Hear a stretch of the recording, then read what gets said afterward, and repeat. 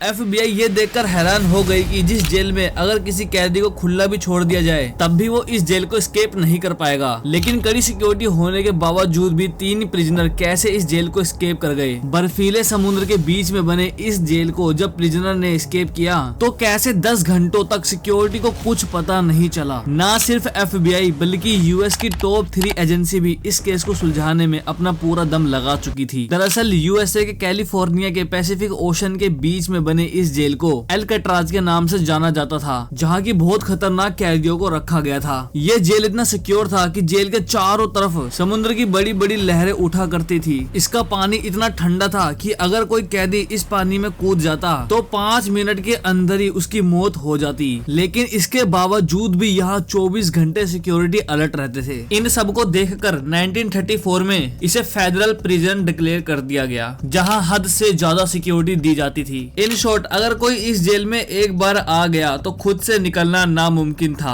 लेकिन एल्काट्राज का भरम तब टूटा जब 3 कैदियों ने 12 जुलाई 1962 को बड़ी चतुराई से जेल को एस्केप करके निकल गए। इस स्टोरी के ये 4 मेन कैरेक्टर हैं, जिसमें जॉन एंग्लिस और क्लेरेंस एंग्लिस दोनों भाई हैं, जो कि एक बैंक रोबरी में एल्काट्राज जेल में डाले गए थे। और ये है फ्रैंक मोरिस, इसे भी बैंक रोबरी करने की वजह से जेल में डाला गया था। आखिरी में है एलन वेस्ट, जिसने की कई दूसरी जेलों से भागने की कोशिश की है, इसीलिए इसे कड़ी सिक्योरिटी में रखने के लिए एल्काट्राज जेल में डाला गया था। एलन वेस्ट एल्काट्राज जेल में काफी टाइम से है, इसीलिए इसे जेल के बारे में सब पता है। इस एस्केप का मास्टरमाइंड भी एलन वेस्ट ही है। इसने जेल के ब्लॉक बी में एक लूप होल को ढूंढा था, जहाँ से इनका भागना काफी हद तक पॉसिबल हो सकता था। लेकिन इन चारों के लिए बुरी बात तो ये थी कि इनका सेल ब्लॉक बी में नहीं था और ये चारों बस लंच ब्रेक में मिलते थे। ये कोशिश करते रहते थे कि जैसे तैसे इनका सेल ब्लॉक बी में हो जाए, पर इनकी किस्मत थी कि जेल अथॉरिटीज ने इनका सेल ब्लॉक बी में कर दिया, वो भी एक के बाद एक। इनका पहला मिशन तो पूरा हो गया था। फिर 2 सालों से इन्होंने अपने सेल में बैठे बैठे क्या खिचड़ी पकाई किसी को कुछ नहीं पता था। फिर 12 जुलाई 1962 को रोज की तरह सुबह 7 बजे जेल स्टाफ प्रिजनर्स को उठाने के लिए आए। असेंबली में जब प्रिजनर्स को काउंट किया गया तो 3 प्रिजनर्स गायब थे। फिर जेल स्टाफ ने दोबारा सभी सेल को चेक किया तो उन्होंने देखा कि एंगलिन ब्रदर और फ्रैंक मॉरिस तीनों अपने सेल में सो रहे थे। फिर जब जेल स्टाफ ने सेल के अंदर जाकर उन तीनों को उठाया तो वो वहाँ का मंजर देखकर परेशान हो गए। उन्होंने देखा कि तीनों सेल में डमी हेड रखे हुए हैं। इसका मतलब था कि वो तीनों इस जेल से भाग गए थे।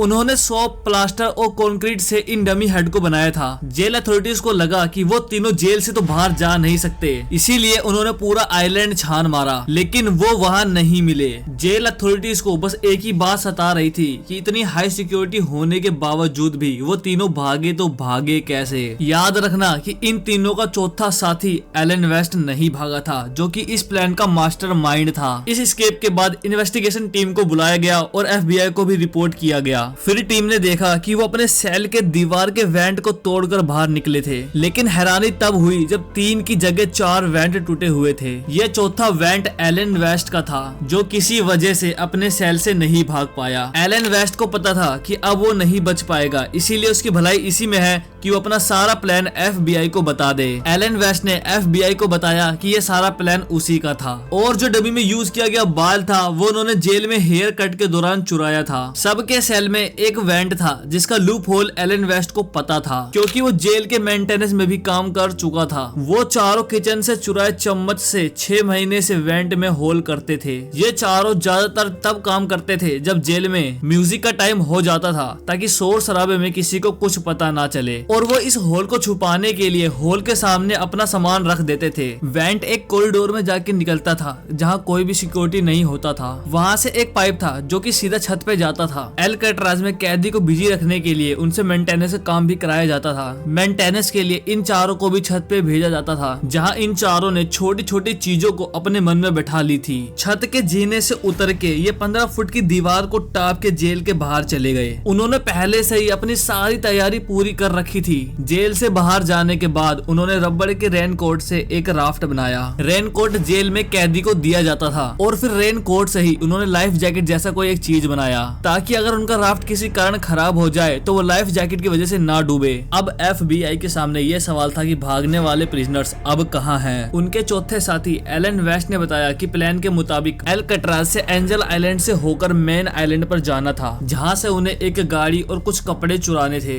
फिर जब एंजल आइलैंड और मेन आइलैंड पर छानबीन की गई तो वहाँ पर कोई भी चोरी या फिर रोबरी की रिपोर्ट नहीं मिली। इम्पॉसिबल सिक्योरिटी को चकमा देने वाले प्रिजनर्स को समुद्र निकल गया या फिर एलन वेस्ट की कहानी भी FBI को चकमा देने के लिए बनाई गई है। उन तीनों का कहीं भी नामो निशान नहीं मिल रहा था। छत पर पैरों के निशान और पाइप पर पैरों के निशान देखकर यह बात तो साबित हो गई कि एलन वेस्ट की कहानी झूठी नहीं है। अब USA की कई एजेंसी ने समुद्र में छानबीन की तो ना ही कोई प्रिजनर मिला, ना ही कोई राफ्ट और ना ही कोई लाइफ जैकेट। अब ये पुलिस केस से एक मिस्ट्री केस बनता जा रहा था। अगले 4 दिनों में कोस्ट गार्ड को समुद्र में एक लकड़ी से बना पैडल मिला और कुछ रेन कोट से बने बैग भी। उस बैग में उन प्रिजनर्स के कुछ फैमिलीज फोटोज और कुछ लेटर्स थे। इससे यह अंदाजा लगाया गया कि प्रिजनर्स मेन आइलैंड पर नहीं पहुंचे होंगे, क्योंकि ये ऐसे सामान है कि कोई प्रिजनर इसको छोड़ना नहीं चाहेगा। अगले कई महीनों तक समुद्र में ना ही कोई डेड बॉडी मिली और ना ही कोई बॉडी का पार्ट। फिर भी FBI ने एंगलिन ब्रदर के फैमिली के ऊपर कड़ी नजर रखी हुई थी।